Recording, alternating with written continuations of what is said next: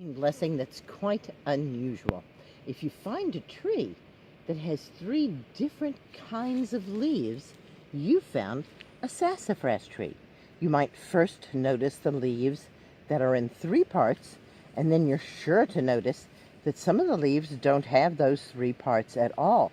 But if you keep looking, you will find the third kind of leaf, which is a leaf that is a mitten shape. There's not as many of those as there are the threes and the ones. Let's see. Here's one. Oh, here we go. We found a mitten shape. There it is.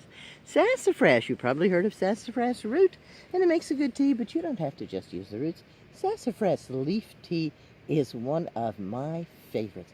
Matter of fact, I pick the sassafras leaves, stuff a jar full of them, pour boiling water over it, let it sit overnight, and then start drinking it. And you can put more water over those leaves 2 or 3 times and still get that yummy root beery taste. Green blessings are everywhere, says Susun Weed.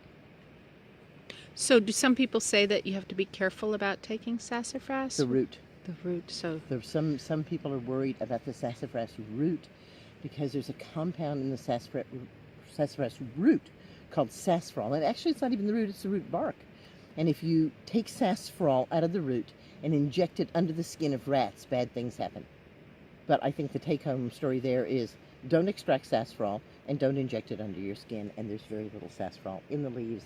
And these leaves, when dried, can be used as a seasoning and to thicken things in the same way that cornstarch does, only it's a plant thickener rather than a grain thickener. And they use that in Louisiana? They use that for the filet bayou? gumbo. Right. The seasoning is called filet. Would you wait until the leaves have turned color, or just Actually, anytime? the filet is usually made of the green leaves. Okay. I like to harvest the orange leaves in the fall. I think we may have a YouTube, but that's with the beautiful orange leaves, because then they make an orange brew.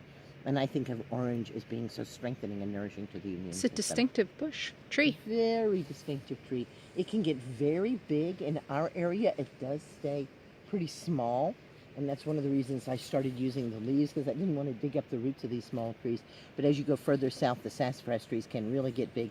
And they grow a lot like redwoods, right around in a circle around the grandmother tree. Will grow daughter trees, and then those become the mothers, and then there's yet a third circle of daughter trees. So you've got the grandmother and the mothers and the daughters, and it's usually the little ones that are just pulled up entire and the root bark scraped off of those. And that's a classic southern blood cleansing tea, spring tonic tea. Makes you strong, gives you what for.